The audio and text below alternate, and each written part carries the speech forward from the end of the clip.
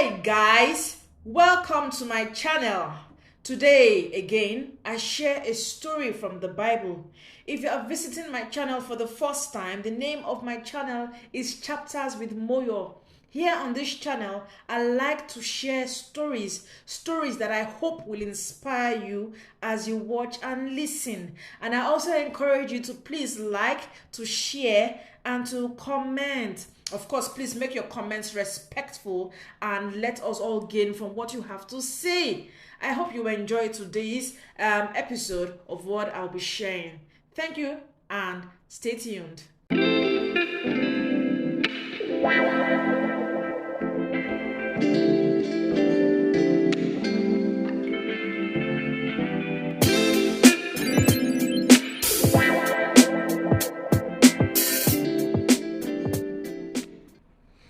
There was severe famine in the land of Samaria.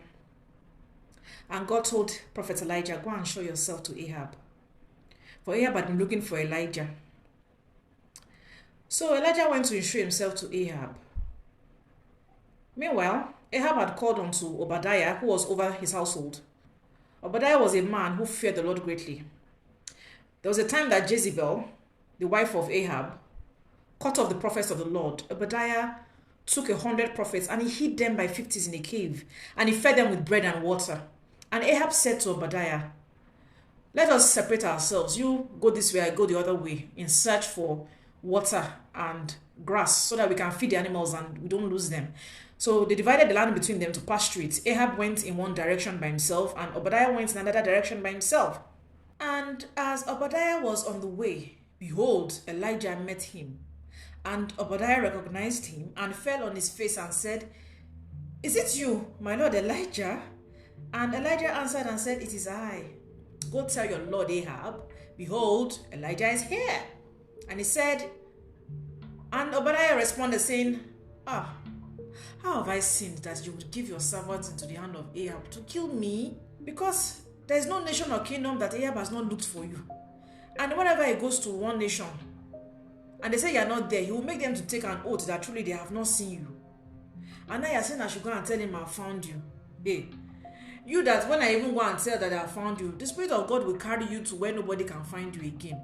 You will now force Ahab to kill me when we cannot see you. Will it now be as if I'm lying? It will be like I'm lying that I saw you.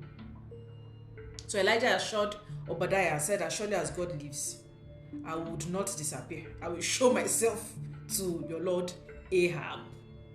So Obadiah went to meet Ahab and he told him, I've seen Elijah. So Ahab went to meet Elijah where he was. When Ahab saw Elijah, Ahab said to him, is it you, the troublemaker of Israel?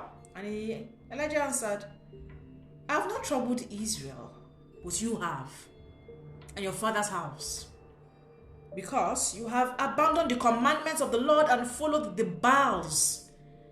Now therefore, send and gather all Israel to meet me at Mount Carmel, and the 400 prophets of Baal, and the 400 prophets of Asherah, who eat at Jezebel's table. So Ahab sent word throughout all Israel and assembled the prophets on Mount Carmel. Elijah went before the people and said, how long will you waver between two opinions? If the Lord is God, follow him. But if Baal is God, follow him. But the people, they said nothing. Then Elijah said to them, I am the only one of the Lord's prophets left. But Baal has 450 prophets. Get 2 bulls for us. Let Baal's prophets choose one for themselves and let them cut it into pieces and put it on the wood, but not set fire to it. I will prepare the other bull and put it on the wood, but not set fire to it as well. Then you call on the name of your God, and I will call on the name of the Lord my God.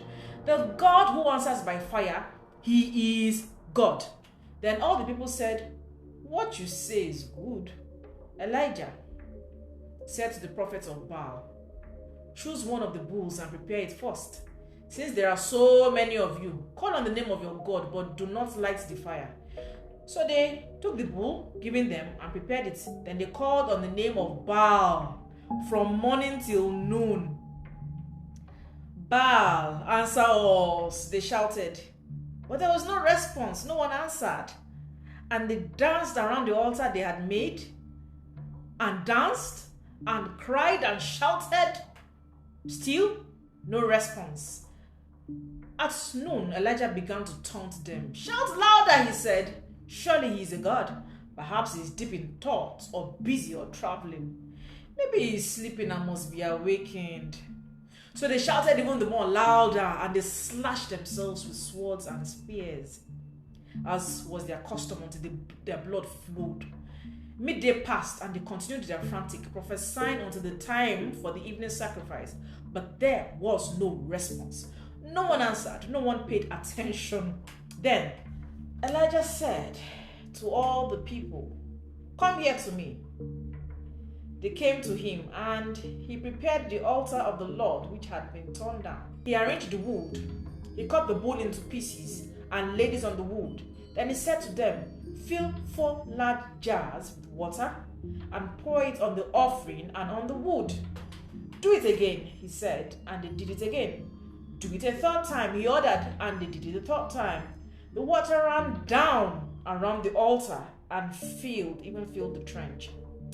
At the time of sacrifice, the prophet Elijah stepped forward and prayed, "Lord, the God of Abraham, Isaac, and Israel, let it be known today that you are God in Israel, and that I am your servant, and have done all these things at your command.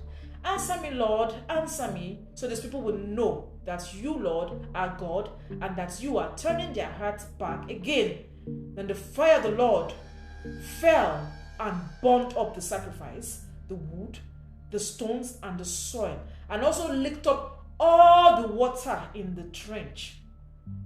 When all the people saw this, they fell prostrate and they cried, "The Lord, He is God! The Lord, He is God!" Then Elijah commanded them, "Seize the prophets of Baal. Don't let anyone get away." They seized them, and Elijah had them brought down to the Kishon Valley and slaughtered there. And Elijah said to Ahab, "Go, eat and drink, for there is a sound of a heavy rain." So Elijah went off to eat and drink, but Elijah climbed to the top of Carmel, bent down to the ground, and put his face between his knees. "Go and look toward the sea," he told his servant. And he went up and looked. "There is nothing there," he said. 7 times Elijah said, "Go back." The 7th time, the servant reported, "A cloud as small as a man's hand is rising from the sea." So Elijah said, "Go and tell Ahab, hitch up your chariots and go down before the rain stops you." Meanwhile, the sky grew black with clouds, and the wind rose. A heavy rain started falling, and Ahab rode off to Jezreel. The power of the Lord came on Elijah, and tucking his cloak into his belt, he ran ahead of Ahab all the way to Jezreel. And this is how the story, this is how God showed up when there was that famine in Samaria. And God showed up and brought rain to Samaria through the prophet Elijah. And this is the part 1 story, because I'm going to follow up with the part 2 and still talking about Jezebel. I mean, after Jezebel heard this kind of story, you would think that she would even relax and be called to repentance. There'll be a part 2. But dwelling on this story, I hope we have learned 1 or 2 lessons from this story. What stood out for you? You can go ahead and comment in the comment section what you learned from this story. And also, let me know whatever story again that you would like me to share from the Bible. Remember to like, remember to share, and if you've not subscribed, the channel is Chapters with Moyo. Please subscribe. Thank you.